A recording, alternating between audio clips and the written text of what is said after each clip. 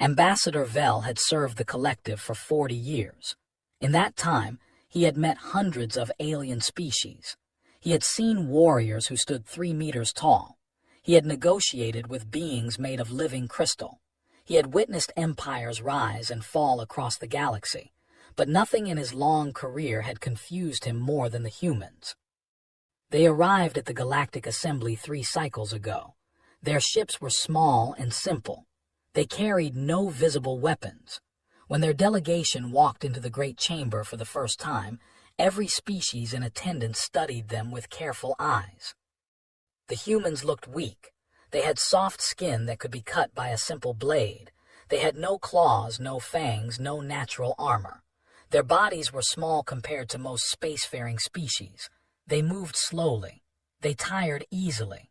By every measure the galaxy used to judge strength, humans were at the bottom of the list. Vel remembered thinking that day, these creatures will not survive long in this galaxy.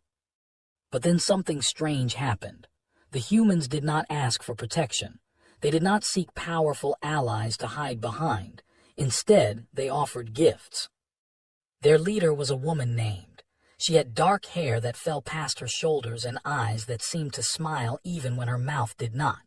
She spoke softly, choosing her words with great care.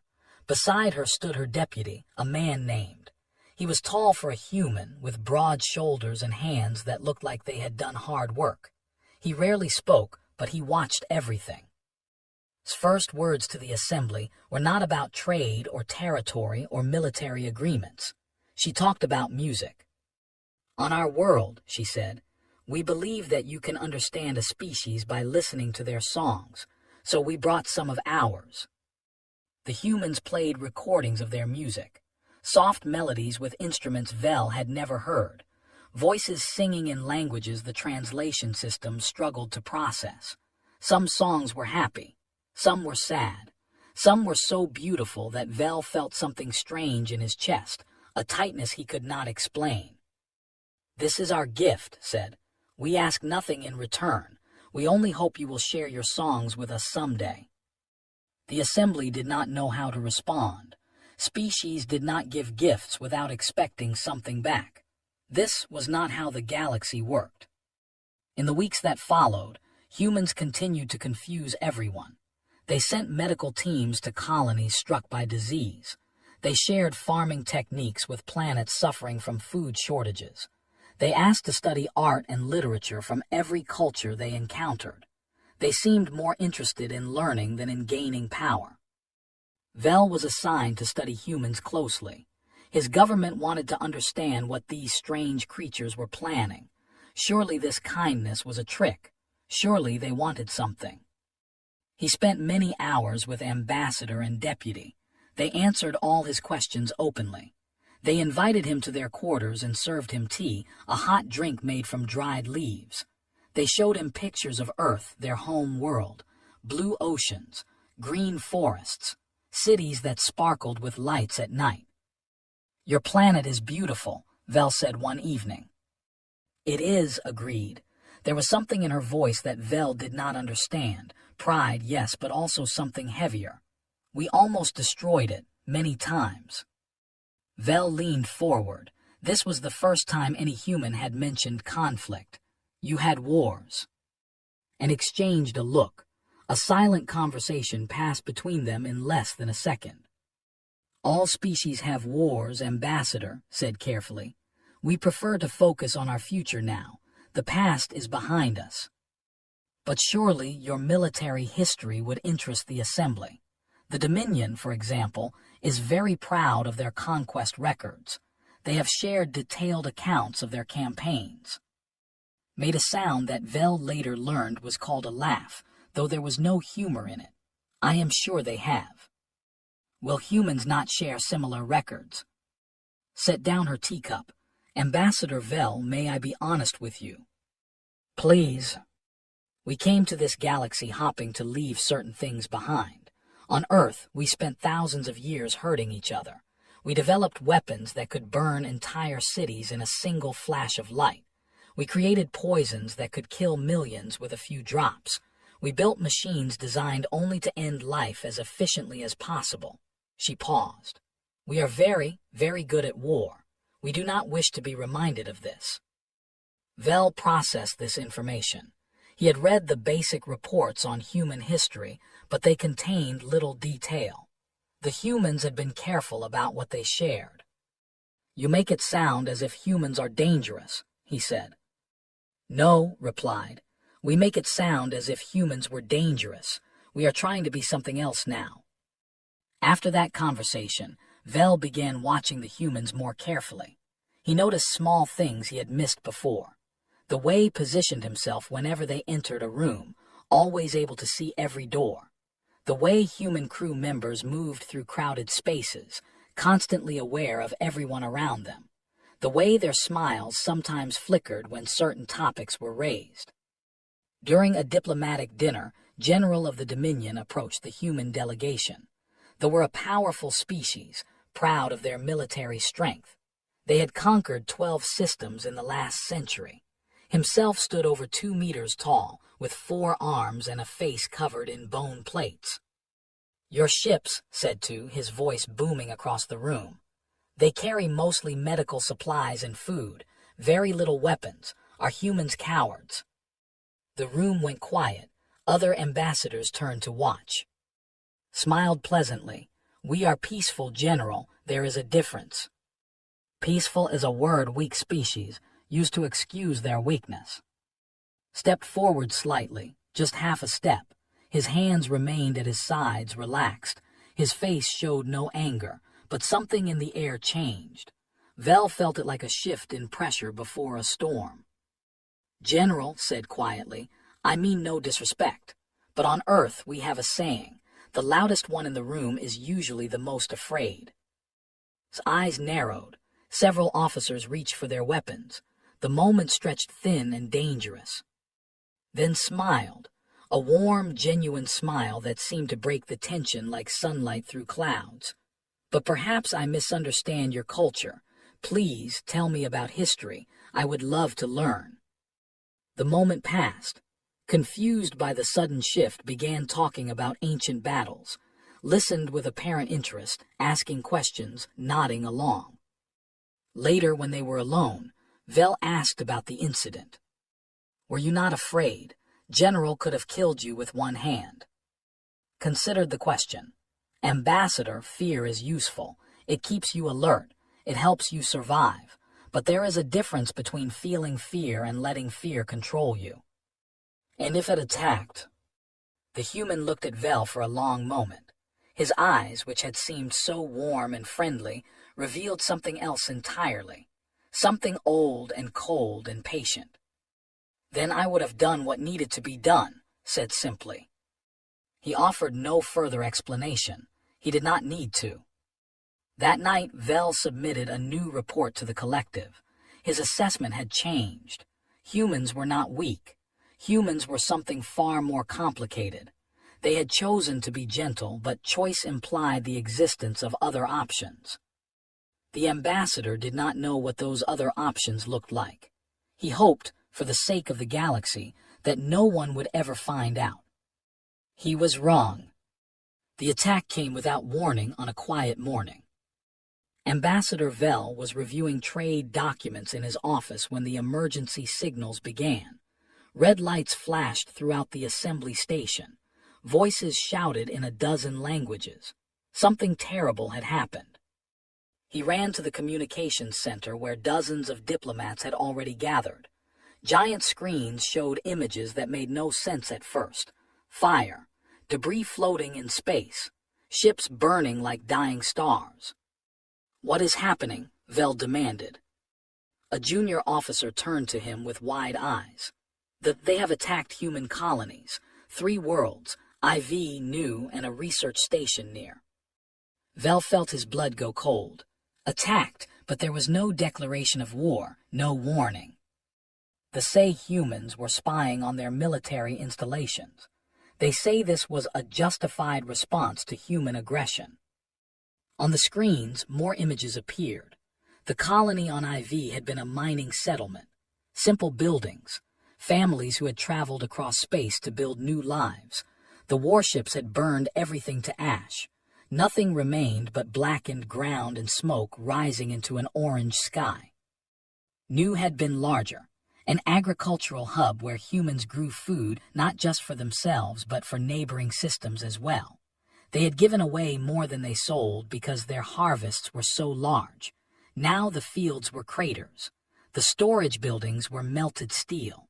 Bodies floated in the rivers that had once watered the crops. The research station had studied stars, scientists and their families, children who had grown up looking at the universe through telescopes, dreaming of discoveries that would help all species. They had ripped the station apart. They left no survivors. 40,000 humans, dead in less than 3 days. Vel pushed through the crowd, searching for the human delegation.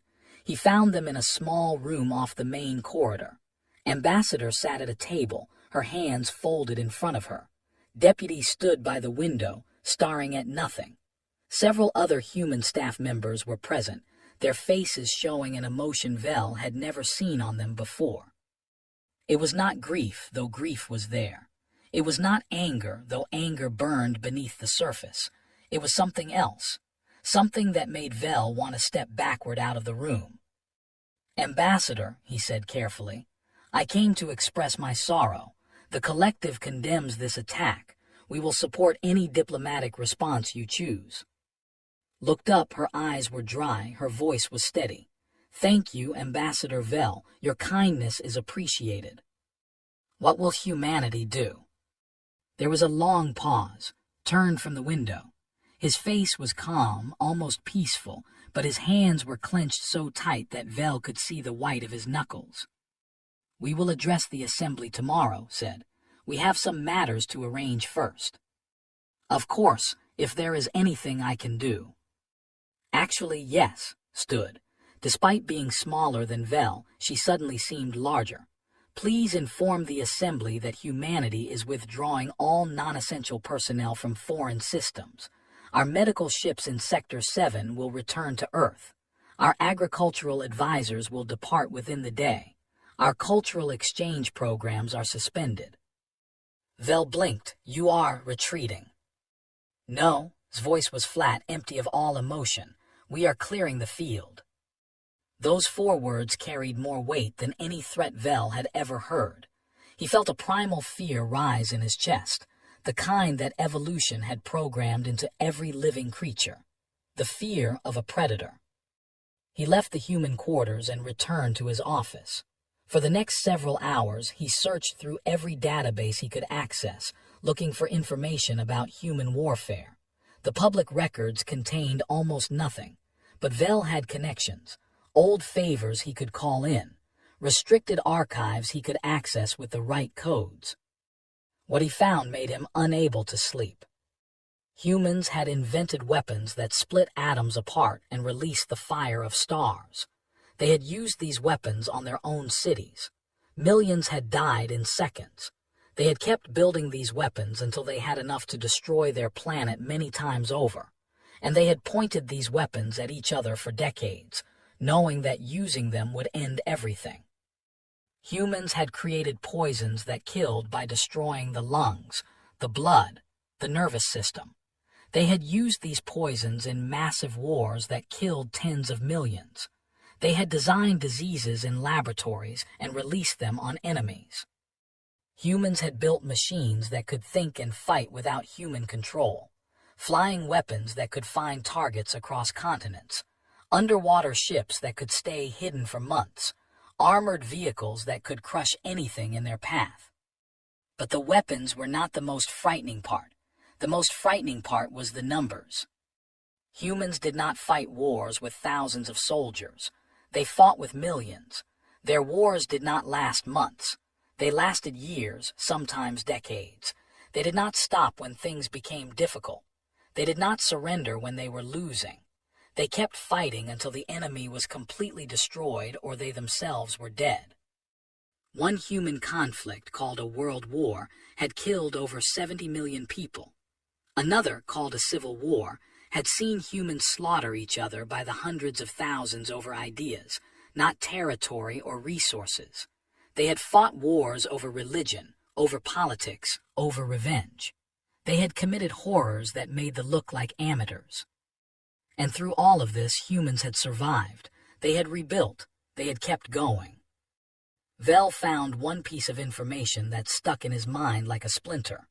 During one of their great wars, a human military leader had been asked how far he would go to achieve victory. His answer was simple: as far as necessary. No limit, no boundary, no line they would not cross. Vel thought about the smiling humans he had shared tea with. He thought about soft voice and warm laugh. He thought about the music they had played, the medicine they had shared, the crops they had grown for strangers. These same creatures had spent 10,000 years learning how to kill each other in increasingly efficient ways. They had nearly burned their own world to ash, and they had chosen, deliberately and with great effort, to be kind instead. What would happen now that someone had given them a reason to stop being kind? The answer came the next morning. Vel arrived at the assembly chamber early. The room was already full. Every species had sent representatives. The attack on the human colonies was the biggest news in the galaxy.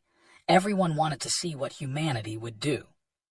The delegation sat in their usual place, looking proud and satisfied. General was smiling.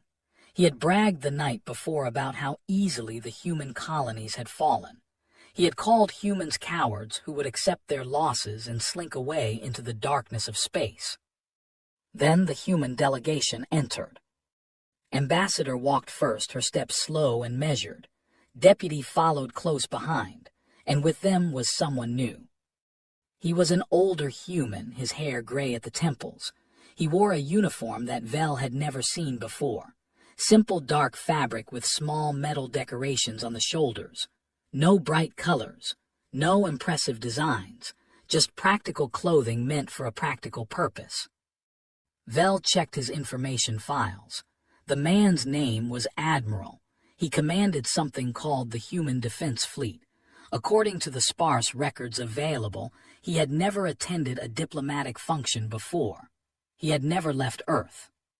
Until now. The three humans took their places at the central platform. The room fell silent. Every eye, every sensor, every attention focused on them. Ambassador stepped forward to speak. "Distinguished members of the Galactic Assembly," she began. Her voice was calm, but it filled the chamber. 3 days ago, the Dominion murdered 40,000 of our people. She paused to let the words settle. We came to this galaxy with hope. We shared our music, our medicine, our food, our knowledge. We asked for nothing but friendship, and this is how we were answered. Turned to look directly at General. Some of you called us weak. Some of you thought we would accept this attack and do nothing. Some of you believed that our kindness meant we could not fight. She smiled. It was not a warm smile. You were wrong. The assembly chamber had never been so quiet. Ambassador Vel could hear his own heartbeat pounding in his ears. Every being in the room was frozen, waiting for Ambassador to continue. She stood at the central platform like she was carved from stone. Deputy remained one step behind her, his hands clasped behind his back. Admiral had not moved at all since entering the chamber. He simply watched, his old eyes taking in everything. "Let me tell you a story," said. Her voice was soft, but it carried to every corner of the massive room. On Earth, there is a small country surrounded by larger neighbors. For centuries, these neighbors invaded again and again. They burned villages. They killed families. They tried to erase the country from history. She paused. But the people of that small country did not disappear. They rebuilt their villages. They raised new families. They kept their language and their stories and their songs alive. And when the invaders came again, they fought.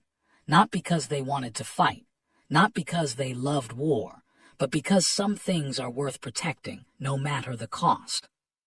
Vel noticed that several human staff members in the gallery had tears running down their faces, but they were not crying from sadness.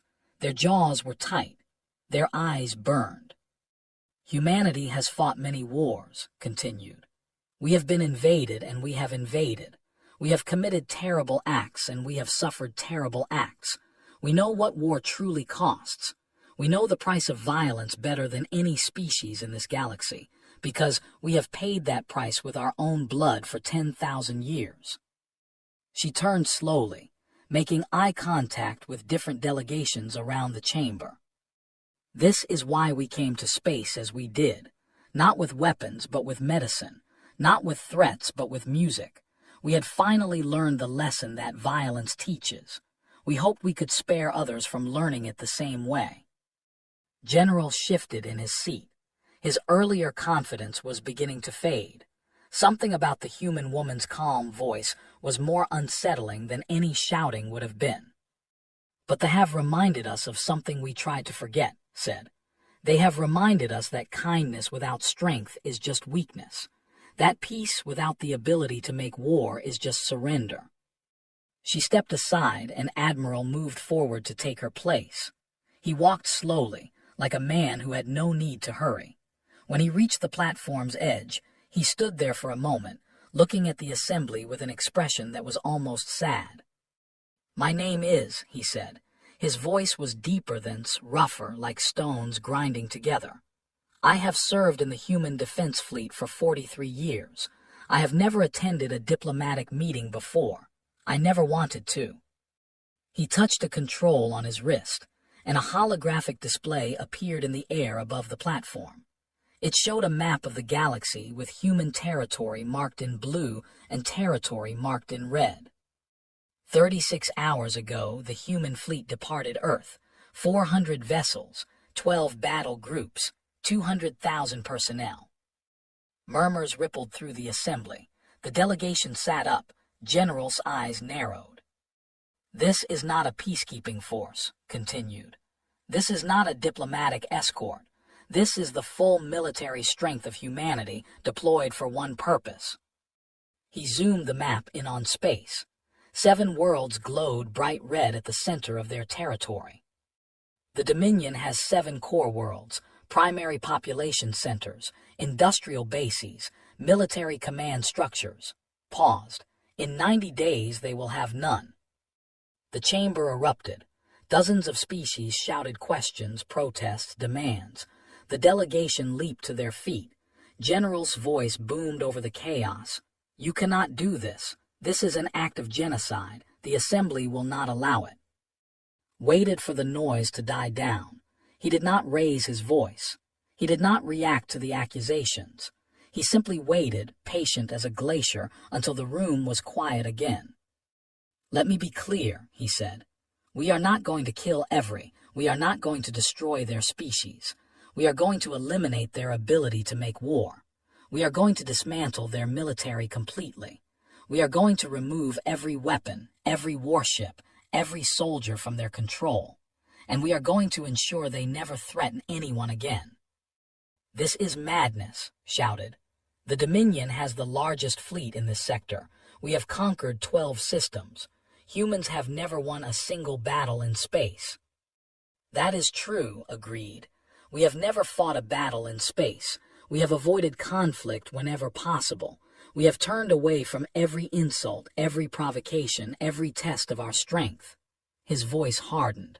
That ends today. Ambassador stepped forward again. Distinguished members of the Assembly, humanity asks nothing from you. We do not request military support. We do not seek allies. We only ask that you stay out of our way. The ambassador, a smaller figure than who had remained seated throughout, finally spoke. You are making a terrible mistake. They have never lost a war. We have defeated species 10 times your strength. What makes you think humans can succeed where so many others have failed?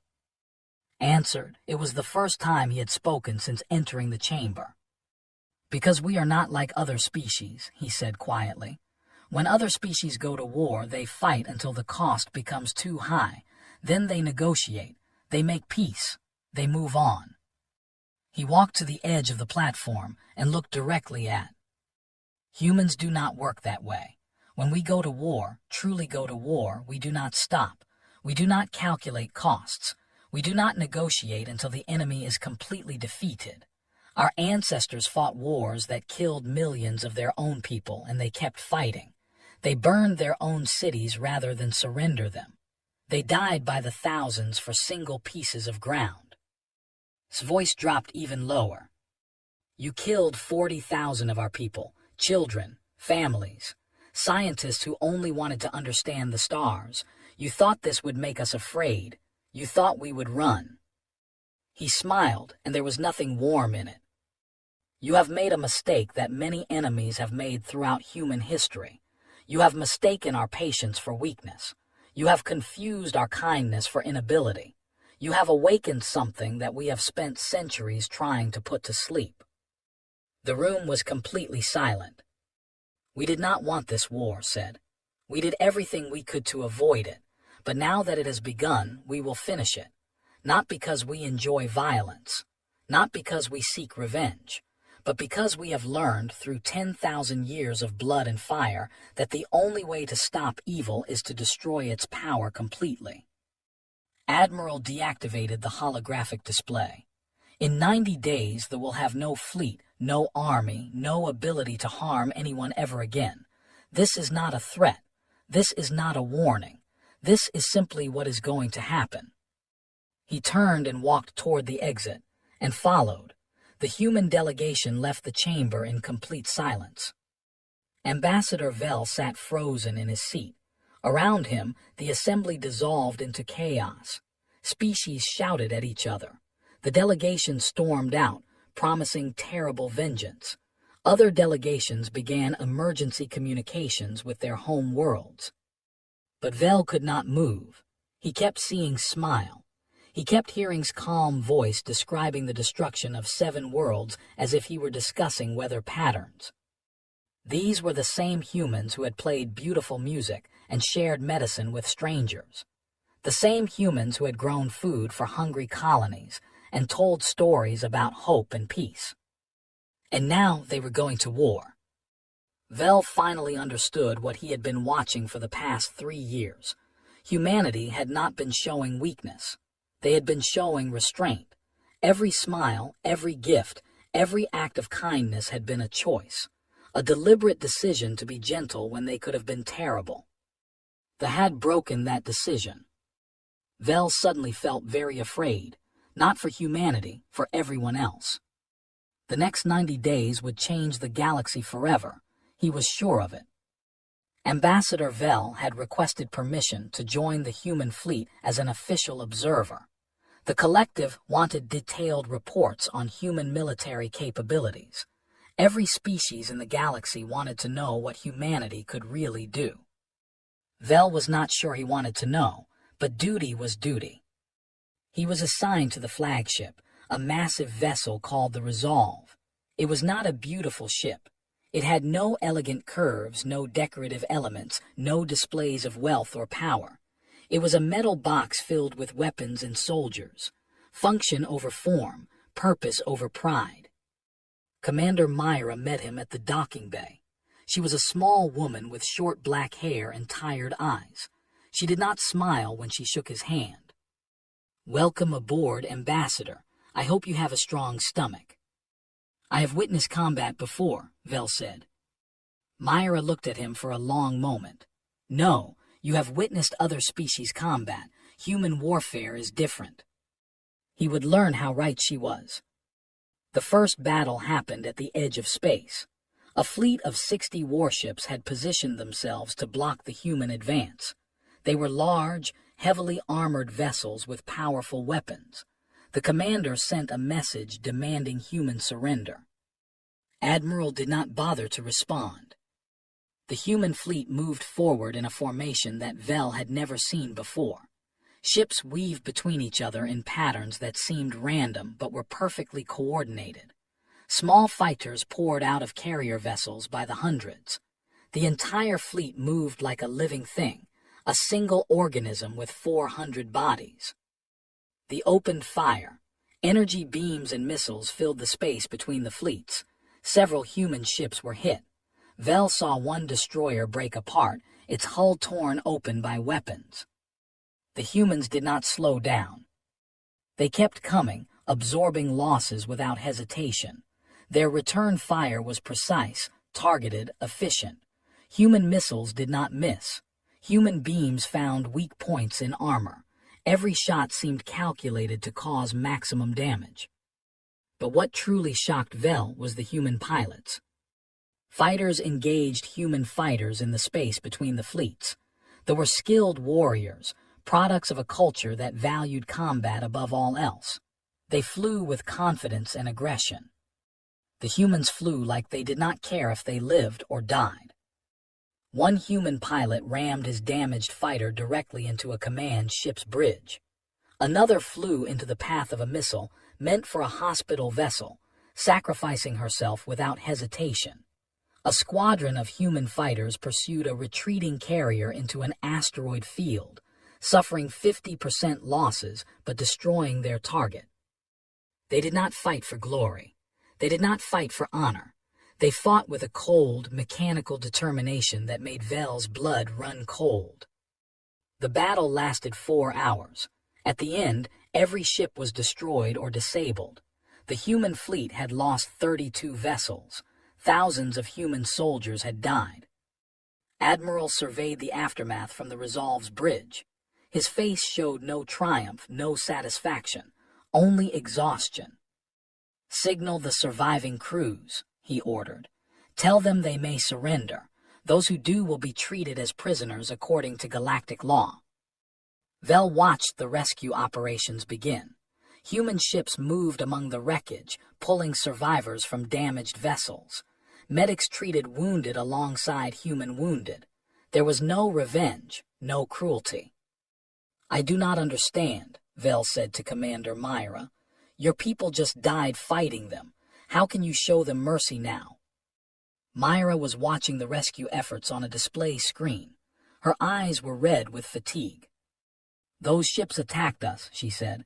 "They made their choice. These survivors surrendered. Different choice, different response. But the anger, the desire for revenge." "Oh, the anger is there." Myra turned to look at him. "Every person on this ship is angry, ambassador. 40,000 of our people are dead. Some of us lost family members in those colonies. The rage is there, burning inside us." "Then how do you control it?" Myra was quiet for a moment. "Because that is what makes us human. Any animal can kill when angry. Any creature can take revenge. But we choose when to fight and when to show mercy. We decide what we become. If we slaughter surrendered enemies, we become what they are. We lose ourselves." She turned back to the screen. "We will defeat the completely, absolutely, but we will not become monsters to do it. That is the line we will not cross." The war continued for 73 days. Vel watched battle after battle. He saw human tactics that no other species would consider. They attacked without warning. They struck at supply lines and communication networks. They landed soldiers on worlds to disable military installations. They moved faster than anyone thought possible. But 3 things stayed with him more than any battle. The first happened on Prime, the capital world. Human ground forces had surrounded the main military command center. Thousands of soldiers were trapped inside, refusing to surrender. Human commanders could have simply bombed the building into dust. Instead, they waited. "Why do you not attack?" Vel asked a human colonel named. "There are civilians in that building," replied. "Families of the officers, children." "They did not spare your children." His jaw tightened. "No, they did not. But their children did not kill our children. I will not punish the innocent for the crimes of the guilty." They waited 3 more days. Eventually, the soldiers surrendered. Not a single civilian was harmed. The second moment came during a naval engagement near a colony world. Human ships had disabled a battleship but could not reach the survivors in time. The ship was breaking apart, its life support failing. A human rescue cruiser, already damaged and short on supplies, pushed into the debris field. They saved 200 sailors before the battleship exploded. The rescue ship barely escaped. 17 human crew members died in the effort. Why? Vel asked the rescue ship's captain afterward. Why risk your people to save enemies? The captain, a young woman named, looked at him with confusion. They were dying, she said, as if this explained everything. But they were. They were people, shrugged. We do not leave people to die if we can save them. That is not who we are. The third moment happened near the end of the war. The military was broken. Their fleet was scattered. Their command structure had collapsed. Only a few holdout forces remained. One such force had taken over a research station and was holding hostages. Hundreds of scientists and their families, trapped by soldiers who refused to accept defeat. The soldiers threatened to kill the hostages if humans attacked. Admiral ordered a team to attempt a rescue. Commander Myra was among them. Vel listened to the communications as the operation unfolded. The human team infiltrated the station silently. They moved through corridors without making a sound. When they found the soldiers holding the hostages, they engaged with precision that seemed almost impossible. 72 soldiers died in 11 minutes. Not a single hostage was harmed. But 2 human soldiers were killed in the fighting. When the team returned to the Resolve, Vel found Commander Myra sitting alone in a storage room. She was staring at nothing, her hands shaking. "Commander, are you injured?" No, her voice was hollow, just tired. Vel sat down across from her. "You saved hundreds of lives today, lives." "I know. Does that not bring you some peace?" Myra laughed, but there was no humor in it. "Ambassador, I have killed more beings in the past 2 months than I can count. I have watched friends die. I have made decisions that ended lives with a word." She looked up at him. "There is no peace in war. There is only the hope that the killing will stop someday." "Then why do you keep fighting?" "Because someone has to. Because if we stop, more innocents will die. Because the people who started this war will not stop until someone makes them stop." Myra wiped her eyes. "We do not fight because we want to. We fight because we must. And when it is over, we will spend the rest of our lives trying to forget what we had to do." Vel finally understood something he had been struggling to grasp since the war began. Humans were not war machines. They were not natural killers. Every battle cost them something deep inside themselves. Every death, enemy or friend, left a wound that might never heal. But they kept fighting anyway. They endured the pain, the horror, the guilt, because they believed the alternative was worse. They paid the price of war with pieces of their souls, and they accepted that price willingly. That was their terrible strength. Not that they enjoyed killing, but that they could kill and hate killing and keep doing it anyway until the job was done. The war ended on day 83. The last military forces surrendered. 7 worlds had their defenses dismantled. The Dominion ceased to exist as a military power. Humanity had kept its promise. 6 months had passed since the war ended. Ambassador Vel stood in the Galactic Assembly Chamber, watching the room fill with delegates from across the galaxy. Every species had sent their most senior representatives. This was the most important meeting since humanity's first contact. The mood in the chamber was complicated. Fear mixed with respect mixed with uncertainty. Every species had watched the human fleet systematically dismantle the most powerful military in the sector. They had seen what humanity could do when pushed. Now they wanted to know what humanity would do next. The Dominion no longer existed as a government. Their military was completely dismantled. Their weapons had been destroyed. Their warships had been melted down for scrap, but their people had not been harmed. Human administrators were working with local leaders to establish new governing systems. Human doctors were treating wounded. Human engineers were helping rebuild infrastructure damaged in the fighting. It was not revenge. It was not conquest.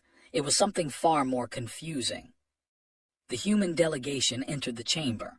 Ambassador walked first, as she had so many months ago. Deputy followed, his face still calm and watchful. Admiral was absent. Vel had heard that he had returned to Earth and refused all public appearances. The weight of the war had left marks that did not show on the surface. But there was someone new with the delegation, a small figure walking close to Ambassador, holding her hand, a child.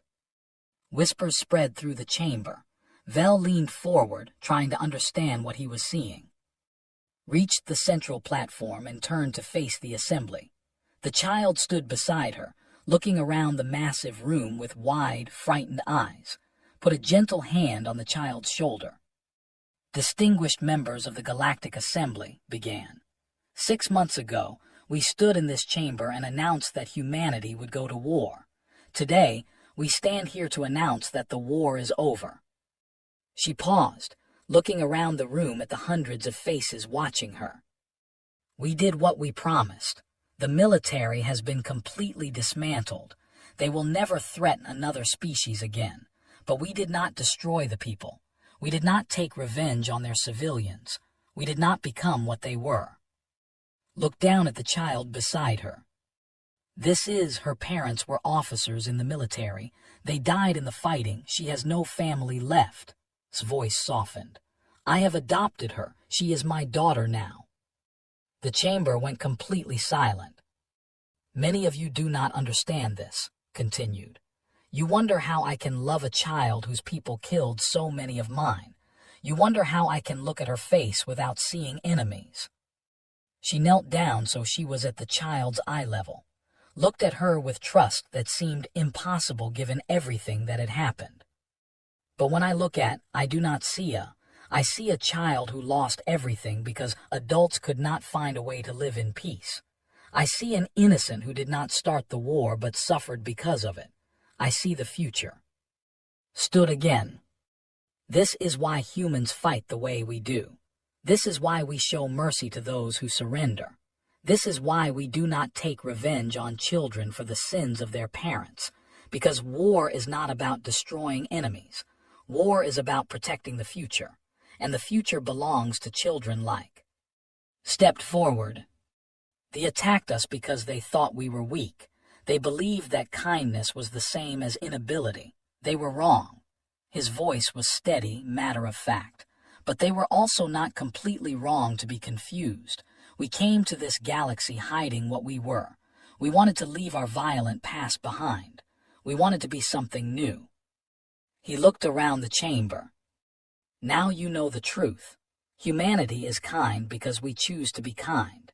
We share our medicine and our music because we believe these things make the universe better. But we are also capable of terrible violence. We have spent 10,000 years perfecting the art of war. We have killed more of our own kind than most species have total population. A murmur ran through the delegates, waited for it to quiet. This is our warning to the galaxy. We will always offer friendship first. We will always try to solve problems with words before weapons. We will help anyone who asks for help. We will share everything we have with anyone who wants it. His eyes hardened. But if you harm our people, we will come for you. Not with anger, not with hatred, with something far worse. With absolute commitment, with complete dedication. With the full weight of 10,000 years of experience in making war. Spoke again. We hope that we never have to fight again. We hope that the galaxy has learned from what happened but we are not naive. We know that there will always be those who see kindness as weakness. There will always be those who think they can take what they want through force. She smiled, and it was a complex expression, warm but dangerous, gentle but certain. To those beings we say this. We are watching, we remember, and we are ready. The assembly was silent. Ambassador Vel thought about everything he had witnessed over the past year. The music and the medicine, the battles and the mercy, the terrible efficiency and the stubborn kindness. He finally felt like he understood something that had confused him since the first day he met a human. They were not peaceful despite being dangerous.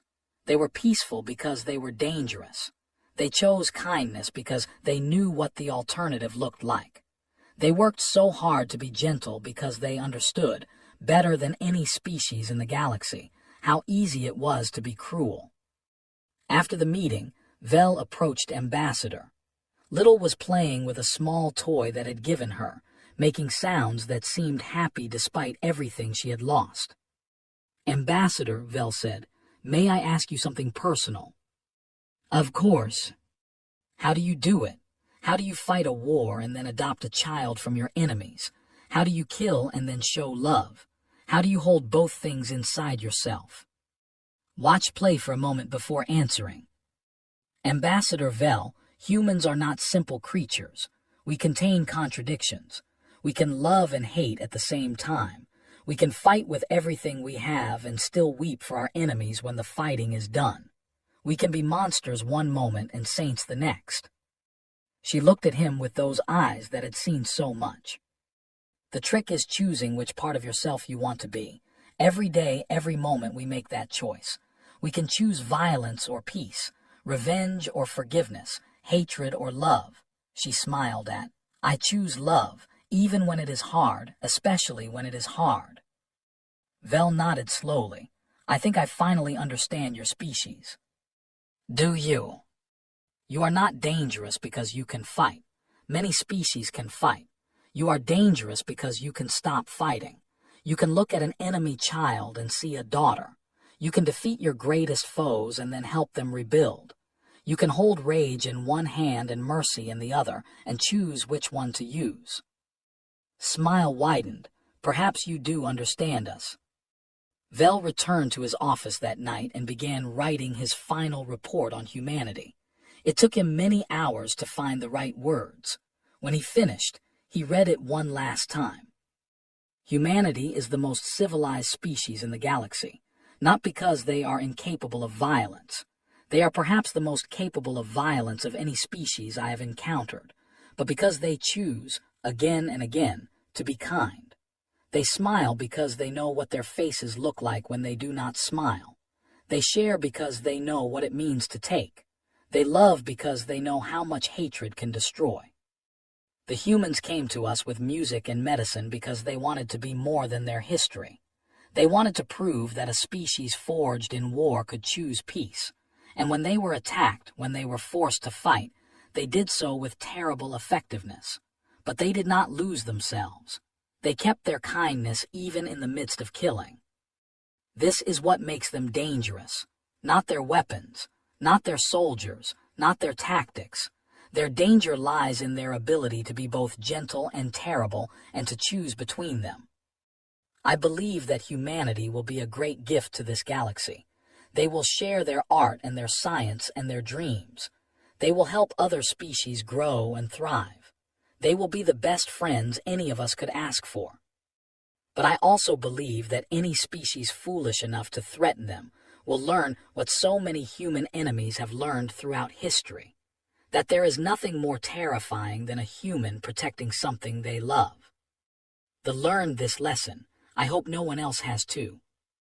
Vel saved the report and sent it to the collective. Then he looked out his window at the stars.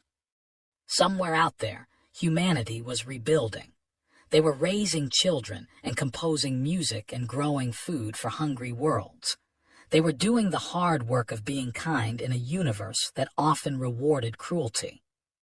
And somewhere in the back of their minds they were watching, waiting, ready.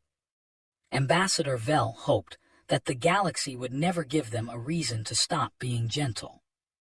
He had seen what happened when humans went to war. He never wanted to see it again.